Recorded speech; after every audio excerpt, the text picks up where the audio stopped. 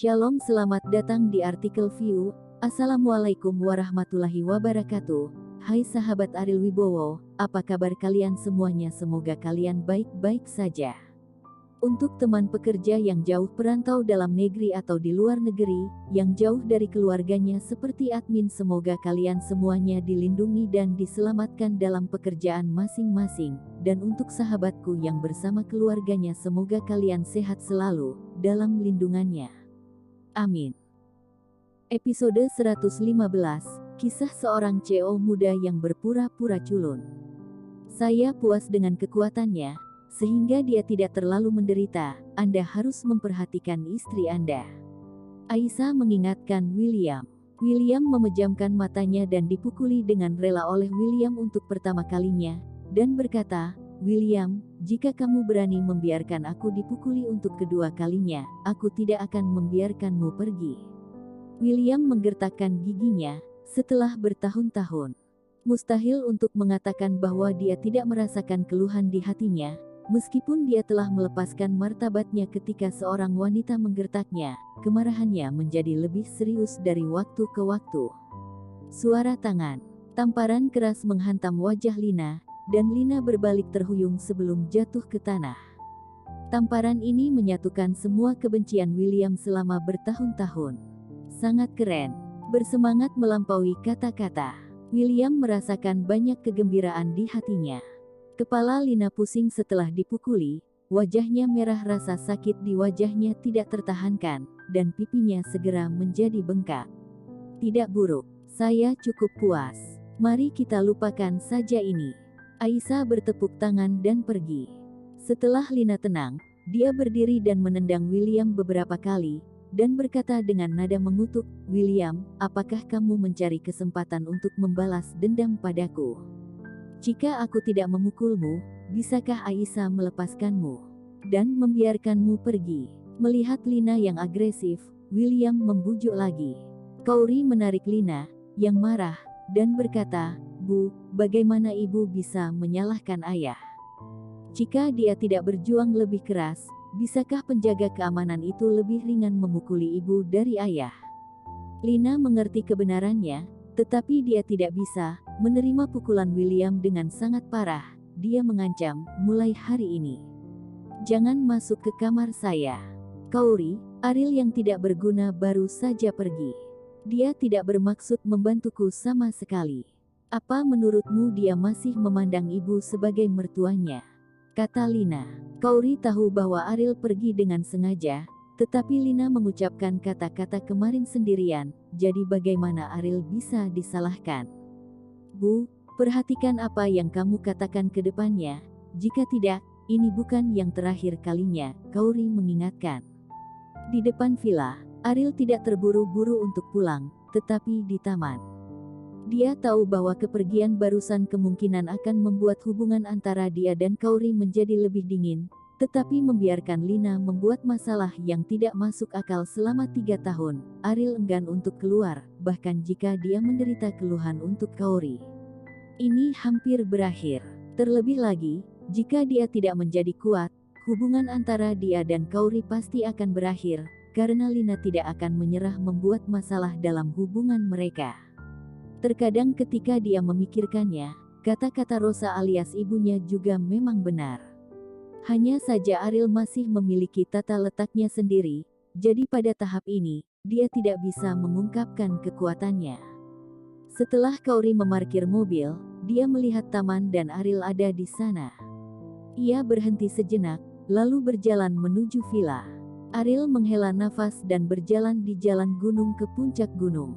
"Aku pernah berkata bahwa aku akan mengajakmu melihat pemandangan Bandung. Aku tidak akan pernah mengingkari janjiku." Duduk di atas batu besar di lereng gunung, mata Ariel sedikit berkaca. Sejak dia meninggalkan keluarga Wibowo, tujuannya itu sangat jelas bahwa dia ingin membuat semua orang yang memandang rendah dirinya dan yang berpikir dia adalah penyesalan yang sia-sia, pada saat yang sama. Dia juga akan membawa Kauri untuk mengalami pemandangan terindah di dunia. Keluarga Wibowo, apakah kamu siap untuk menyesalinya? Di puncak gunung di tengah malam, kabutnya kabur. Ariel duduk sepanjang malam, dengan embun di seluruh kepalanya. Dia tidak berdiri sampai langit mulai cerah. Peregangan, seperti suara kacang kedelai dari tubuhnya. Segera setelah turun gunung, Kauri berdiri di posisi depan Ariel, memandang ke utara dengan mata penuh kerinduan. 5 hari kemudian, hari besar tahunan Bandung hampir bisa dikatakan sebagai acara besar di kelas atas karena hari ini. Ini adalah hari ulang tahun Nicholas, orang tertua dari keluarga Nicholas. Peninsula Hotel, sebagai hotel bintang 5 paling mewah di Bandung, menghentikan semua resepsi tamu seminggu yang lalu. Mereka harus mempersiapkan ulang tahun Nicholas. Pada hari pestanya, kecuali mereka yang diundang ke pesta ulang tahun, tidak mengizinkan penampilan bermacam-macam orang, bahkan para pelayan di dalam hotel. Itu juga dipilih dengan cermat untuk dapat bekerja pada hari yang sama, yang cukup untuk melihat seberapa berpengaruh masalah ini di Bandung. Satu demi satu, mobil mewah melaju ke tempat parkir hotel, dan orang-orang yang turun di depan hotel semuanya adalah figur garis depan pejabat dan pengusaha Bandung. 10 anggota keluarga Wijaya dianggap sebagai kekuatan besar di pesta ulang tahun. Di antara mereka, Andika dan Sofia ada dalam daftar, dan Kauri, yang bertanggung jawab atas proyek di barat kota, secara alami tidak akan gagal. Selain wanita tua itu, ada Martin dan lainnya di antara mereka, tersisa 6 dari mereka. Mereka semua adalah anggota inti dari keluarga Wijaya. Wanita tua itu menyerahkan undangan, dan staf layanan khusus membawa mereka ke kursi eksklusif keluarga Wijaya, yang tidak jauh dari kursi utama ruang perjamuan, yang membuat wanita tua itu sangat bersemangat lagi.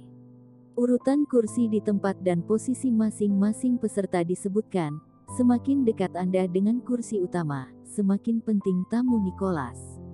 Keluarga Wijaya mampu melompat dari tidak bisa memasuki pintu untuk menempati meja dan tetap berada dekat dengan kursi utama. Peningkatan posisi ini seperti melangkahi gunung yang tinggi. Bukankah bajingan Ariel diundang secara pribadi oleh Nicholas? Mengapa aku tidak melihat bajingan itu datang? Andika memandang orang-orang di tempat itu. Banyak putra dan saudara garis depan datang hari ini, tetapi orang-orang ini bukan urusannya, targetnya adalah Ariel. Andika, perhatikan kata-katamu, bagaimana kamu bisa memanggil nama itu di sini?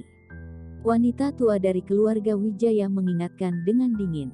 Andika tetap diam. Dia dengan cepat menutup mulutnya dan berkata, "Maaf, Nenek, saya akan memperhatikan sikapku."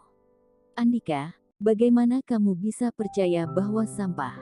Apa yang dikatakan di halaman, lihat orang-orang ini yang hadir, mereka semua kuat, kualifikasi apa yang Ariel harus dia datangi? Sofia berkata dengan nada menghina. Kauri, dia adalah suamimu. Apakah kamu tidak mengingatkannya ketika kamu pergi keluar hari ini? Mungkinkah dia mencoba melarikan diri dari ini dengan alasan yang dia lupakan? Sofia menoleh untuk melihat Kauri sambil tersenyum. Ketika Kauri bangun pagi-pagi, Ariel masih tidur, dan Kauri tidak yakin apakah dia bisa datang. Dia tidak bisa datang. Apa hubungannya dengan saya? Kauri berkata dengan dingin. Dengan tergesa-gesa menjauh darinya, bukankah kamu berharap kamu juga akan takut kehilangan muka? Sudah 3 tahun, masih belum terbiasa. Andika tertawa. Andika, jika dia melakukannya, kamu berlutut begitu kamu melihatnya, jangan lupakan itu. Sofia mengingatkan Andika. Bagaimana aku bisa lupa, orang yang tidak berguna ini, aku harus bertemu dengannya setiap hari. Ketika dia berlutut untuk kepuasanku, mungkin aku akan membiarkannya pergi dengan belas kasihan. Kata Andika dengan bangga. Dia dipukuli oleh Ariel 2 kali sebelumnya, tetapi sekarang dia akhirnya memiliki kesempatan untuk membalas dendam. Dia tidak sabar untuk segera muncul di depan Ariel setelah menghadiri pesta ulang tahun, sehingga Ariel dapat berlutut untuknya. Sekarang, apakah Ariel harus menggonggong seperti seekor anjing? Seharusnya begitu, kalau tidak mengapa kamu berlutut ketika bertemu seseorang. Tapi anjing membutuhkan ekornya ketika mereka bertemu orang. Andika, jangan minta Ariel mengibaskan ekormu. Kerabat lain dari keluarga Wijaya juga mulai menggoda. Andika tidak bisa menahan antusiasmenya yang berpuas diri, dan berulang kali berkata, lupakan saja, memelihara anjing yang tidak berguna juga memalukan bagi pemiliknya, mengapa repot-repot. Itu benar. Di sebuah presidential suite di lantai atas hotel, Ariel dan Nicholas bermain dalam beberapa permainan catur, dan mereka kehilangan lelaki tua itu dengan ekspresi tertekan. Apalagi lelaki ini memandang rendah orang dan bermain catur sambil bermain dengan ponselnya. Tuan, kapan temanmu akan datang? Ariel bertanya sambil tersenyum. Nicholas sangat marah sehingga dia mengeluarkan teleponnya dan mengancam Ariel, kamu tunggu aku, kamu tidak akan menghancurkan prestisemu hari ini, Pak Tua, aku akan memanggilmu Tuan mulai sekarang. Ariel tidak bisa menahan diri untuk tertawa. Dia bangkit dan berkata, tidak cocok bagimu untuk menjadi muridku di usia yang begitu muda, tetapi jika kamu benar-benar menginginkannya, aku tidak masalah. Yang lain, kamu tunggu apa lagi? Nicholas berkata dengan nada buruk setelah memutar telepon. Hubungan antara pihak lain dan dia harus sangat baik, jika tidak, Nicholas tidak akan berbicara dengan nada ini. Kemari, apa yang kamu terburu-buru? Pada saat ini, pintu terbuka, dan seorang lelaki tua dengan rambut putih masuk, diikuti oleh seorang pria muda dan seorang wanita. Bersambung.